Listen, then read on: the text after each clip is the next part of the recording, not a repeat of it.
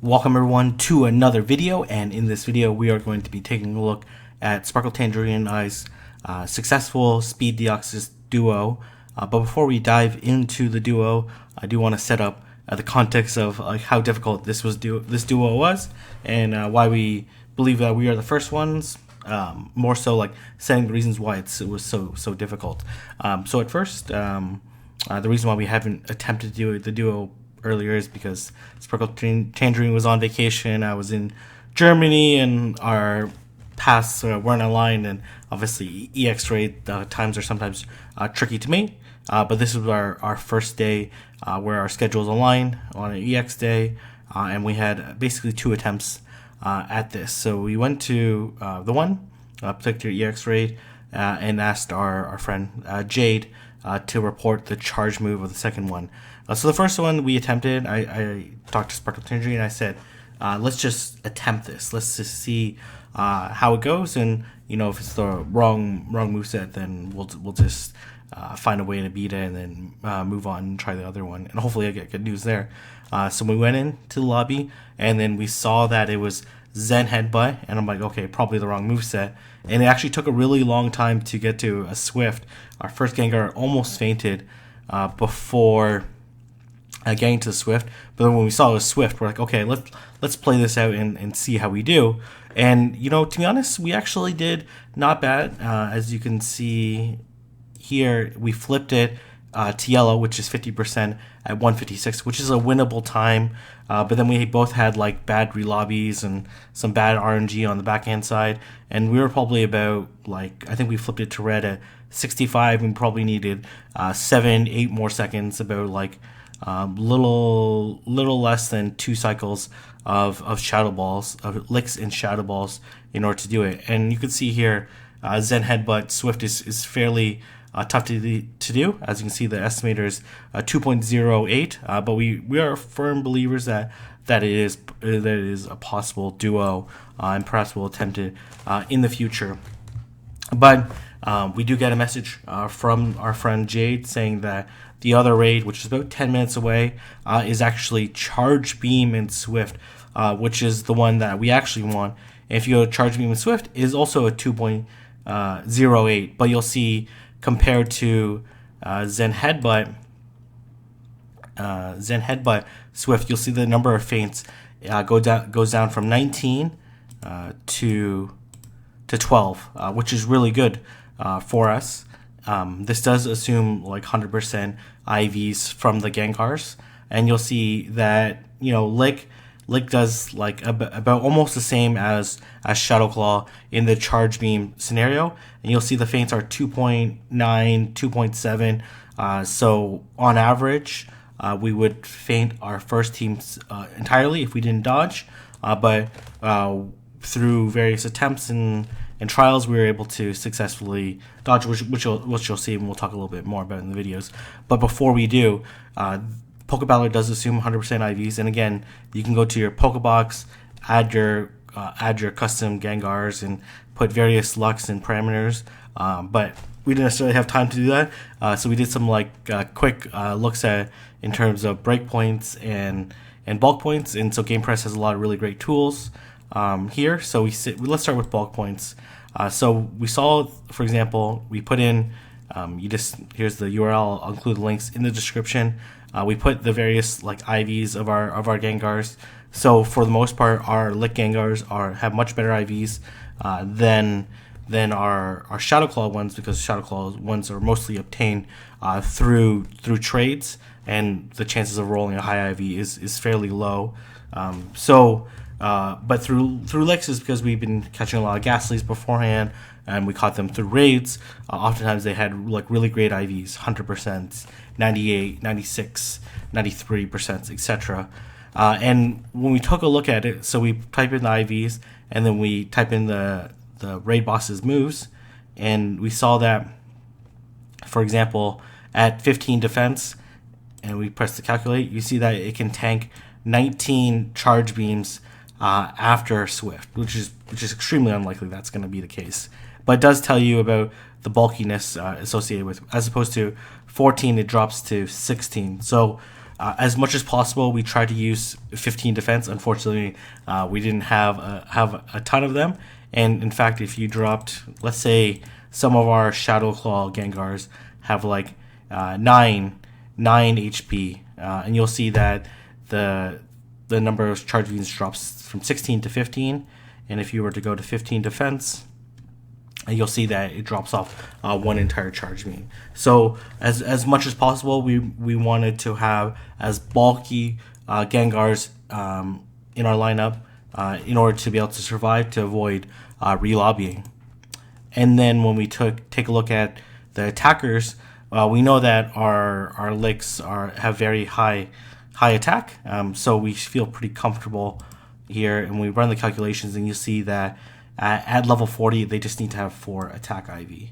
And for Shadow Claw, it's generally pretty similar. Obviously, the Shadow Ball damage will scale down, but the fast move damage is far more important in order to get it. So we made the decision, even though Shadow Claw does sim a little bit better than Lick.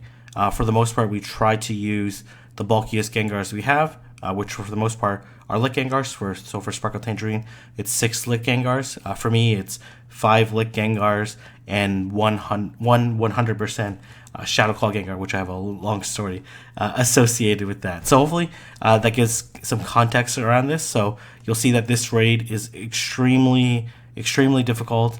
It took us many tries and strategies to actually nail down. So let's actually take a look at the successful attempt, and I'll kind of walk us through what we're doing here. So at first, we do what we call the lobby trick, which our friend Chris from Greece showed to us many months ago. And basically what it does is that you have an empty battle party, and then you wait for the timer to go to 0, then you swipe over, and then once the timer resets to 300, and then you go in at 297, it allows you to go in with full 300 seconds versus going in at 297 seconds, 296 seconds. And you can imagine a raid this complicated that you want as much as possible. You want as much time as possible. And you'll see here what we're trying to do is, and you'll see the difference between my 100% Gengar to the right versus Sparkle Tangerines, and you'll see how much more Charge Beam does, and you'll see how much more Sparkle Tangerine has to dodge in order to survive the appropriate amount of time, which each Gengar should last about 50 seconds, because 50 times 6 gives us the full 300 seconds, which allows us to avoid relobbying. So for the most part, what we're trying to do is trying to dodge the Swifts near the end of our life. And this wasn't possible before they fixed the dodge glitch bug. And what we're trying to do is we're trying to do as much straight DPS as possible. And then you'll see, for example, on the right, I wait until I see a charge beam. And then once I confirm that it's a charge beam, I do the Shadow Ball. That way I feel comfortable. If it's Swift, then I'll dodge it.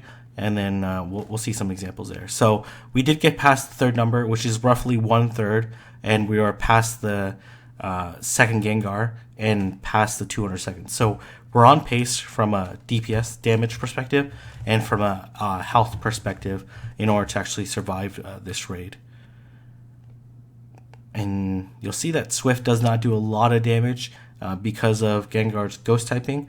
It does double resist the Swift, and Swift is generally a weak move, and speed form Deoxys or any Deoxys actually, and so you'll see here, I actually dodge that charge beam just to make sure that I can get the shadow ball off. And in fact, I actually really didn't need to do that. I could have did it right away.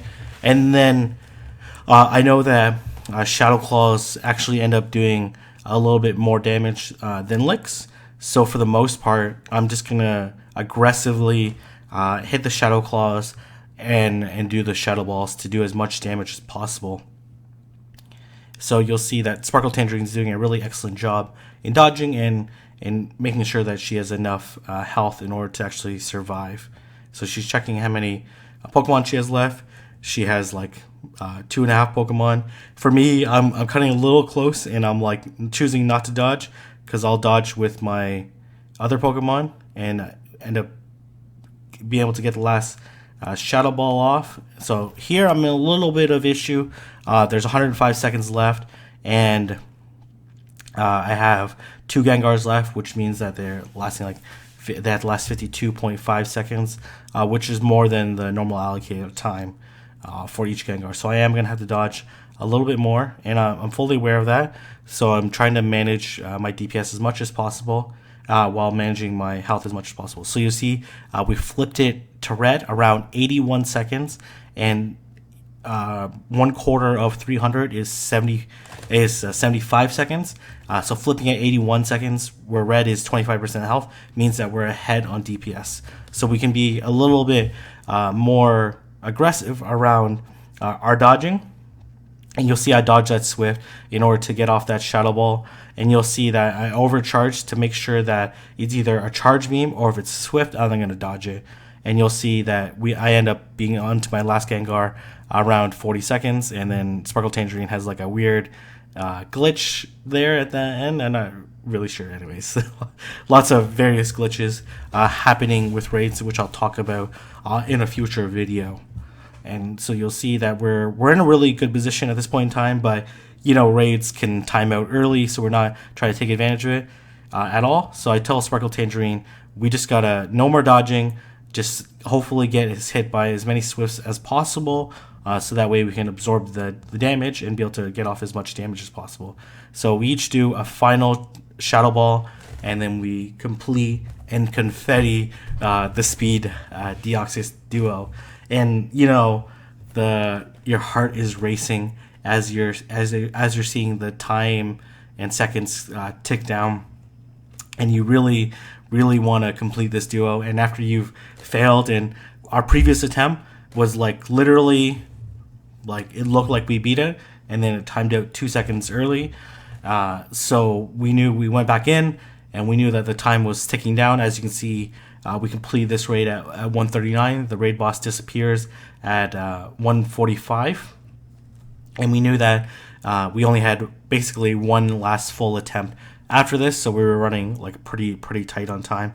And to land this particular moveset is like a 1 in 6 chance, which is pretty rare considering like EX raids only come once a week, and your schedules have to align. So a lot of things have to align in order for people to successfully complete this duel. So I'm very thankful for it. But as you see, you see the flip to 80.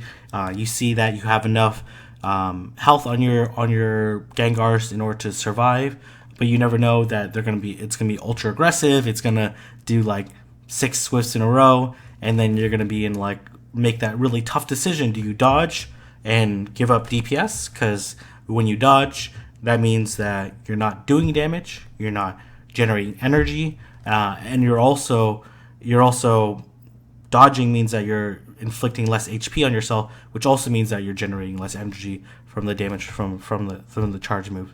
So you have to be really careful not to overdodge, and that's what happened on our first attempt, where we were ahead on time, but we were down to our last Pokemon with like 70 seconds left, and we dodged too much, and we actually end up timing out and not doing enough DPS. And I called my speed Deoxys there. Then I'm back.